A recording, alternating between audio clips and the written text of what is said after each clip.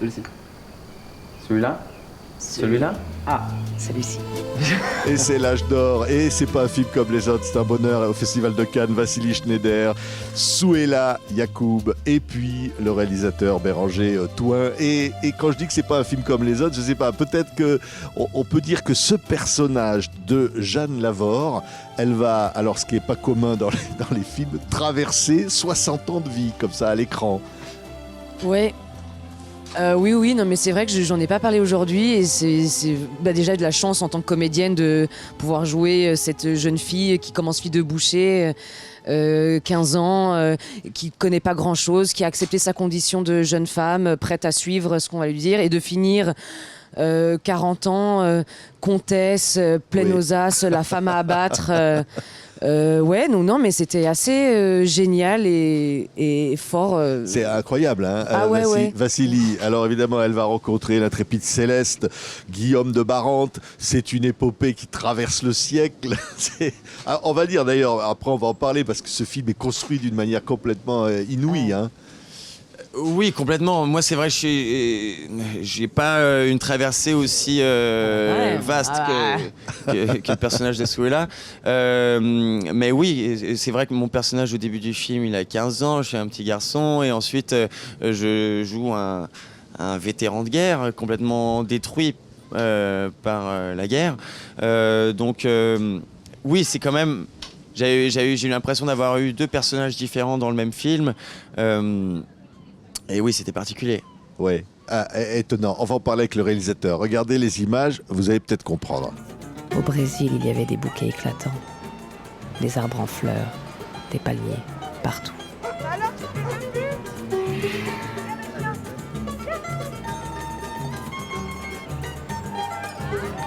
La terre était rouge, le ciel était bleu, les hommes étaient beaux. Et moi... j'étais désirable. Alors là, on est Béranger, on vient de voir les images, hein, et on se dit mais qu'est-ce que c'est que ce film? Quand on l'a pas vu, on voit des images d'archives, Pathé Gaumont, on voit des images de souvenirs de famille, et on voit des personnages qui dialoguent avec des images anciennes, avec des personnages anciens. C'est fou, hein? Oui, bah effectivement, c'était toute la recherche de ce film qui était de pouvoir amplifier, aider le romanesque et pousser les personnages avec c'est ça, tout un environnement d'images d'archives qui leur donne un contexte historique, qui leur donne des décors et peut-être une émotion de cette sensation vraiment de traverser le siècle. Quand ils vont vraiment au Brésil, il y a vraiment des images du Brésil des années 20, enfin, quand ils sont à Paris, c'est des images de Paris 1910, etc. Donc pour amplifier tout l'aspect romanesque du film. Oui. Et alors, pour les comédiens, c'est quoi? On arrive à dialoguer avec parfois des personnages on se parle comme ça, avec des personnages vrais qui ont existé dans des images d'archives auxquelles on a redonné la patine pour qu'elles se marient avec les images d'aujourd'hui, en fait. Non, mais ça, c'est complètement fou. C'est complètement fou. J'ai une anecdote qui est assez bouleversante, mais je ne vais pas donner de nom. Mais par exemple, donc, dans des images d'archives qu'il a pu récupérer, j'ai pu faire, en remontant, mais j'ai pu retrouver qu'une personne avec qui je parle dans le film, un bébé avec qui je parle dans le film, en fait, est lié à un ami et très certainement son arrière-grand-père, arrière-oncle, vraiment est lié. Donc j'ai comme quelque chose de très bouleversant de se dire que ce sont des vraies images, des vraies personnes qui sont décédées. Potentiellement nos ancêtres. Et potentiellement nos ancêtres. C'est magique. Et que quand on regarde des résistants, quand je les vois débarquer, quand je regarde, ce sont pas des acteurs, là ce sont les vraies images des résistants à cette époque-là. Ce sont des vraies images de la Première Guerre mondiale, 14-18, où moi je traverse avec eux, on m'a rajouté avec ces gens-là. Et donc ça, c'est complètement fou. Ce sont vraiment ce qui s'est passé. Et donc, je trouve que ça rend moi, je trouve ça bouleversant. Ouais. Moi, c'est vrai. Hein. C'est non, mais c'est vrai, Vassili. C'est vrai que là, on voit des images des inondations de Paris. On voit, évidemment, on disait la guerre. On voit des révoltes paysannes. On voit le Brésil. On voit et on peut se marier comme ça et on peut se dialoguer comme ça, intégrer tout ça au scénario. C'est complètement dingue. Moi, c'est vrai, j'ai découvert le film hier et dès les 3 premières minutes, j'ai été soudainement très ému de voir ces gens qui ont vécu, qui ont traversé les guerres et des périodes extrêmement difficiles. Et moi, me voir figurant de cette histoire avec un grand H, j'ai tellement déstabilisant et bouleversant. Et effectivement, on dialogue avec des fantômes. Ouais. Ça n'a jamais été fait avant. Et je me trouve extrêmement chanceux d'avoir fait cette expérience. Oui, c'est vrai, on voit un moment ce terrible épisode des femmes tondues à la Libération. Ouais. Et alors, on entre dans l'histoire comme ça, en tant que comédien. Hein.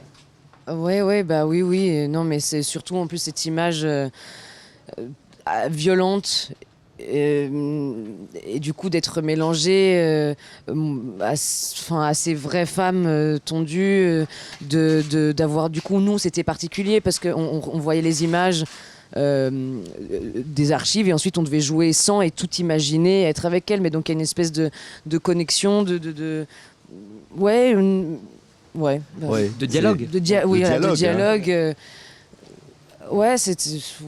C'est vrai. Ça ramène l'histoire à une réalité en fait aussi. Ouais. Il y a des moments où, en regardant le film, on sait qu'on est dans de la fiction et puis soudainement on a l'image des femmes tondues et on se dit ça existait. Elles deviennent vraies, réel. comme là.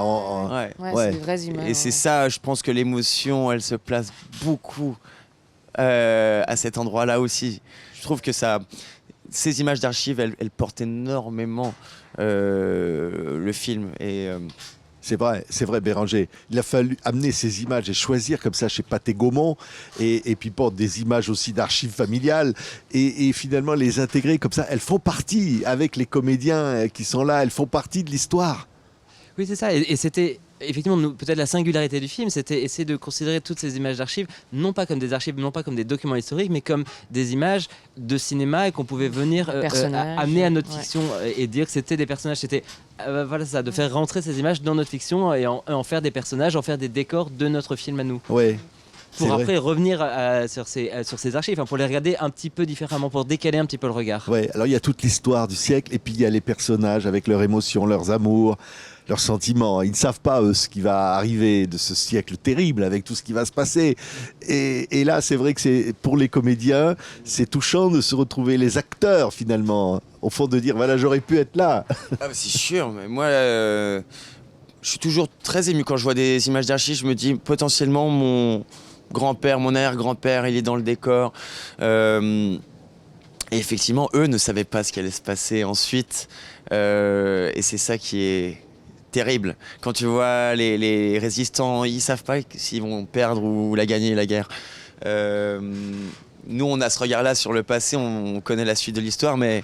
et en plus, on incarne une espèce de jeunesse qui essaie de rester au maximum insouciante dans ce chaos global. Ouais, merci à tous les trois. Souhaila a l'air le rêve de devenir d'une comtesse, fille de boucher.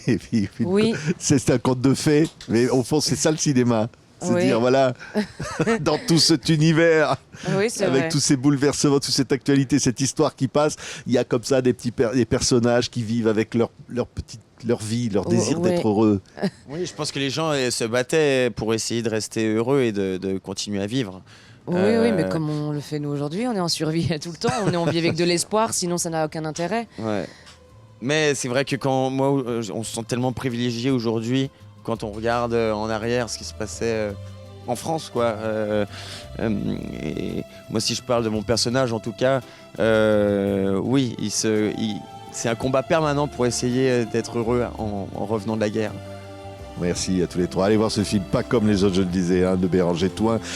Et vous allez découvrir quelque chose comme ça qui était présenté au Festival de Cannes dans la section Cannes classique, c'est-à-dire que c'est un mélange d'aujourd'hui, de cinéma d'aujourd'hui, avec à partir aussi comme ça des images d'hier. Et c'est bouleversant et très touchant. Merci beaucoup à tous les trois. L'Âge d'Or est soutenu par TV5 Monde. On est très fiers d'aider ce film. Merci. Merci.